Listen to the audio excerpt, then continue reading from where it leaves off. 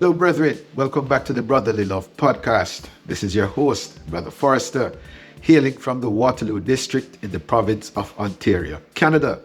So, just recently, I was listening to an episode of the Old Fashioned Masonry podcast, and they were dealing with a question which our fraternity needs to seriously ask.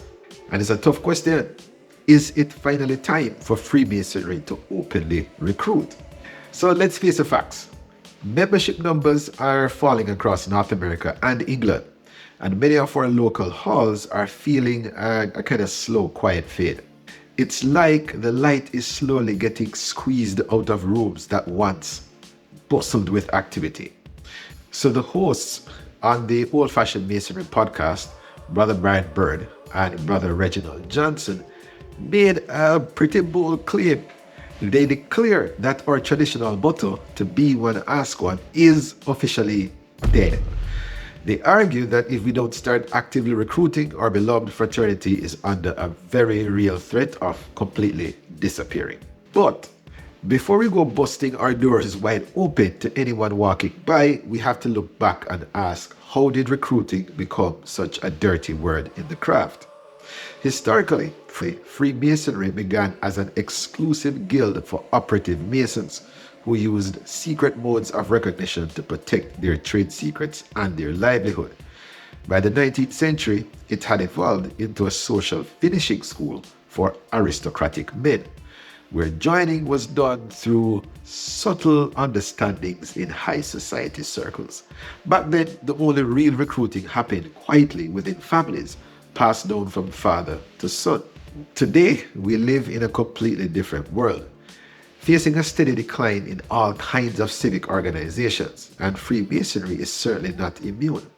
When even historically strong lodges are facing the painful decision of going dark simply because they cannot gather 7 members to make a quorum, we have to stop and pay attention.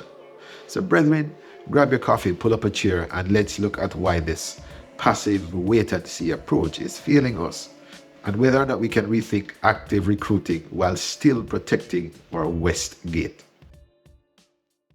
Okay, so let's look at the big picture here, because we cannot talk about the decline of our lodges without talking about what is happening to society as a whole. There's a massive cultural shift that has been quietly happening around us for the last few decades. It's not just the Masonic Lodge that is feeling the draft. It's every civic, social, and fraternal group across North America. Think about the Rotary Club, the Kiwanis, the local Elks Lodge, or even bowling leagues. People simply are not joining things the way their grandfathers did. We have transitioned into a hyper-individualistic world, where after a long day at work, the default setting is to head straight home, close the garage door, and sink into the blue light of our smartphones or streaming services. Real face-to-face, shoulder-to-shoulder community has become a rare commodity, and we are paying the price for it in collective loneliness. For decades, we relied on a steady, automatic stream of men knocking on our doors. In the post-war era, joining a lodge was just what a community-minded man did. But that automatic pipeline has completely dried up. We can no longer afford to sit in our empty dining halls, looking at the dust on our dining tables, and expect men to magically seek us out when they do not even know we exist or what we stand for. The modern world is noisy, it's fast-paced, and constantly competing for a man's limited free time. If we do not actively state our value and show them why we are worth leaving the couch on a Tuesday night, we will simply be forgotten. This brings us to a very dangerous survival cycle that many of our struggling lodges have fallen into, which is what I call the Quorum Trap. To open a lodge for business and legally conduct Masonic work in Ontario, you need a minimum of 7 officers.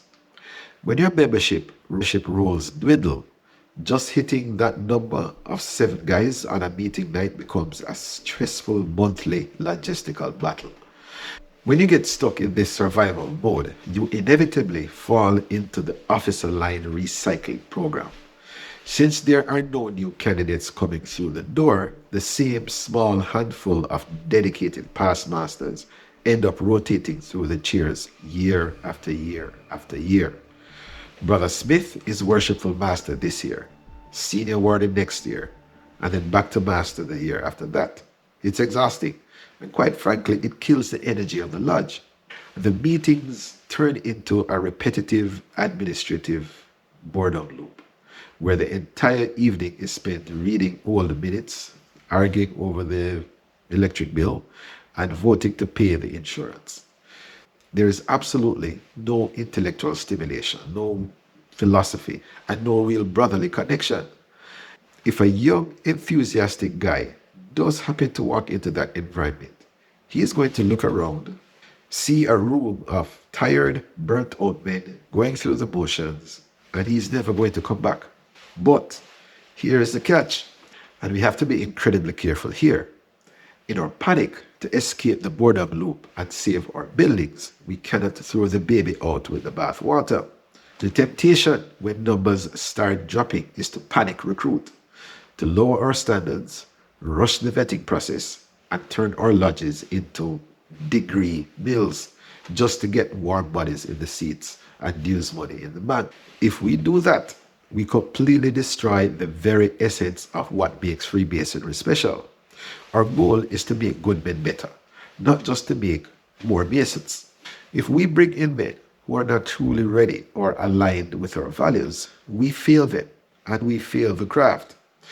The secret to our survival is not just acquiring new members, it's retaining them by ensuring that the internal experiences inside our lodge rooms is deeply valuable, intellectually challenging, and rich with genuine brotherly love. We have to make the internal work so incredibly powerful that a man cannot imagine his life without it. Okay, so let's talk about the elephant in the room when it comes to throwing our doors wide open. Let us be completely honest with ourselves. Wide-scale recruiting could potentially be an absolute administrative nightmare. Imagine a scenario where we decide to get aggressive. We set up a booth at the local community fair. We hand out 500 informational tracts. And let's say we get incredibly lucky and 50 men or 1/10 actually fill out applications. On paper, we are celebrating. But in reality, we have just created a massive crisis for our committee of inquiry. When a candidate comes to us traditionally, he has a sponsor, a brother who already knows him, can vouch for his character, and can say with confidence that this man is a good fit for our lodge. But with cold recruited applicants, we have absolutely no history. That means our investigation committees have to start from scratch. They have to do a deep, granular dive into 50 complete strangers, checking their backgrounds, auditing their social media profiles, and sitting down with their spouses and families to make sure they are actually good men. That is an astronomical amount of hard, detailed administrative work for a handful of volunteers who already have full-time jobs and families of their own. But let us say we somehow survive that vetting process and all 50 applicants get approved. We still could not process 50 men in a year. And what happens to the lodge during that time? The entire year gets hijacked by degree work. We would have no time for guest speakers, no time for educational discussions, and no time for the genuine fellowship that keeps our members coming back. Our lodge would cease to be a place of philosophical reflection and turn into an assembly line. So, this brings us to the core issue of our survival. Recruiting is completely pointless if we cannot actually retain the men we bring in. If we have a leaky bucket, pouring more water into the top is not going to solve the problem. If a newly recruited brother joins, sits through a couple of disorganized, boring meetings where the officers are just reciting ritual they barely understand, and finds zero intellectual stimulation or brotherly connection, he's going to walk right through the door. He might pay his dues for a year or two out of obligation, but he will never become an active participant in our labor. If we do not fix the quality of the experience on the inside of our lodge rooms first, all the clever recruiting campaigns in the world will not save us.